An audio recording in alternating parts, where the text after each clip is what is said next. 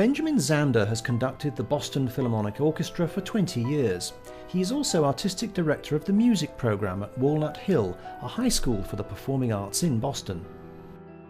As a writer, he co-authored The Art of Possibility, Transforming Professional and Personal Life. He talked to head teachers at a conference organised by the National College of School Leadership. I'm a teacher like you. I teach at the conservatory in Boston. I have a class on Friday afternoon. People come from all over the world and they're excited to be there and they're eager to learn, you know. But what's really going on, they're saying, am I better than her? Am I better than him? I know I'm better than her. I don't think I'll ever be as good as him. I hope I can be as good as her. They're constantly comparing and they're measuring. And when they come out to play, let's say the violin, it looks as though there's one person playing the violin, right? There are two people. There's the person who's playing the violin, and then there's another person standing behind the person who's playing the violin, whispering in his ear, "You haven't practiced enough." Do you know how many people play this piece better than you do? That difficult passage, you missed it the last time. It's coming right up. You're going to miss it again. That's the voice in the head. And if anybody's saying, what does he mean, a voice in the head? What's he talking about, a voice in the head? That's the voice I mean. Took a moment for you to hear it, right? But that voice keeps talking and talking and talking, and it never stops. You know, sometimes it talks so loudly that it drowns out the music. So my job is to get hold of that voice. And this is how it works. I do it each year. I come into my class at the beginning of the year, and there are about 40 students in my class, and I say, after a little bit of housekeeping, I say, your grade for the year is an A. You're an A. That's your grade. And there's one condition. The condition is that they have to write me a letter in the first 2 weeks of the class, of the year. The letter must be dated the following May, when the class ends. So the date at the top is May 2000 of the next year. And then the letter must begin with these words, "Dear Mr. Zander, I got my A because." Then they have to write a letter describing who they will have become by the following May to justify this extraordinary grade. And I tell them to fall passionately in love with the person they're describing in the letter. And they do. They write about who they would be, who they could be, who they see themselves as if only that damn voice would stop telling them they can't do it. When I come into class, the person I teach is the person that they have described in their letter. You see, I only take A students. Now, there are a few people looking very concerned and saying, how does he do that? Well, the answer is very simple. You can give an A to anybody. You can give an A to a waitress in a restaurant, to a taxi driver. You can give an A to the other drivers when you're driving in traffic. You can give an A to your mother-in-law. You can give an A to your boss. You can give an A to anybody. What happens when you give an A is that the relationship is transformed. This is hard for teachers. I know this is very, very hard. I addressed a group of teachers earlier this year, and one of them came up to me afterwards and said, I like this giving an A. It's sweet, he said. But he said, but it doesn't make, you don't know the students. You don't know them. You don't know their work. So I imagine as the year progresses and you find out that some of them are quite mediocre, I imagine you modify the grade, right? I said, no. And then I tell them about this young girl I met. She's about 15. I said, what's your name? She said, Joy. I said, I beg your pardon? She said, Joy. Now, should her parents modify her name? No, because we don't give children a name as an expectation to live up to. We give children a name as a possibility to live into. The person who understood this perfectly was Michelangelo, and I'm sure you've heard this beautiful thing, but it bears repeating. Somebody asked Michelangelo about sculpting, and he said, oh, sculpting is easy, because you have a piece of marble. Inside the piece of marble is a beautiful statue. All you need is a hammer and a chisel just to get rid of all the stone that's in the way. And then That's actually a theory of education. It's, of course, not the one we use. The one we use, we're up here, the students are down here, and they try to get up and they do their homework and they work hard and they study and they work as hard as they can, and this is as far as they get. This is the gap between their achievement and our standards. And of course they're very manipulative because they know what we want to hear so they can get up a little higher. Michelangelo's model is totally different. It's eye to eye. We each have a hammer and a chisel and we're working to get rid of all that stone that's in the way of that beautiful statue. It's a totally different world. It came home to me very powerfully one day. This was the first year I'd ever done this with the A, and I was really excited about it. I came into class, and I said to all the class were there, and I said, what does it feel like to get an A in the first class of the year? I mean, you haven't done anything, you get an A. What does that feel like? To my amazement, one of the Asian students put up his hand like that. Forgive me for my attempt at his accent. He said, in Taiwan, he said, I was number 68 out of 70 students. I come to Boston, Mr. Zander says I'm an A. It's very confusing, he said. I am number 68 out of 70. Mr. Zander says I'm an A, but I am number 68. I worked 3 weeks, very confused. Then one day I discover much happier A than number 68. I decide I'm an A. I call that cosmic laughter.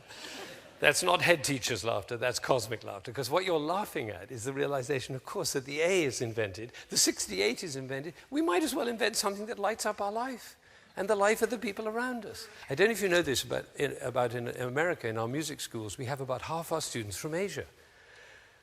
From China and Japan and Korea and Taiwan and Singapore and all these places. And they play fantastically well. They're great. They win the competitions, but they don't speak up in class. And I found out why. I actually asked them. I said, what is this about?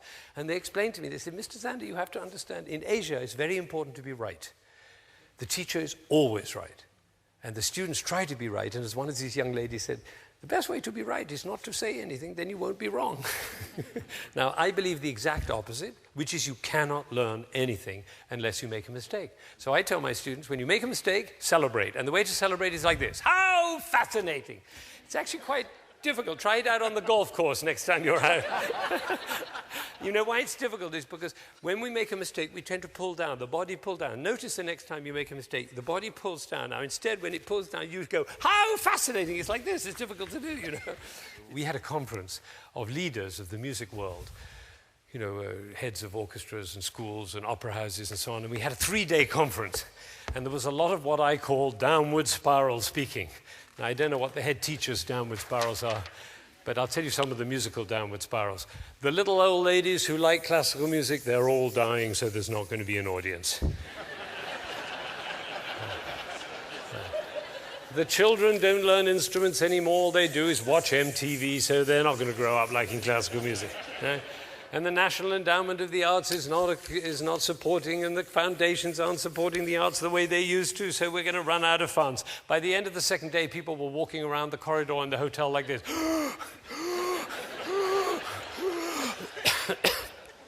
Because, you know, everywhere there's downward spirals. You can't get around. I was looking at the Times this morning, and I thought of bringing it in and showing you how many columns in the Times are downward spirals. It's amazing.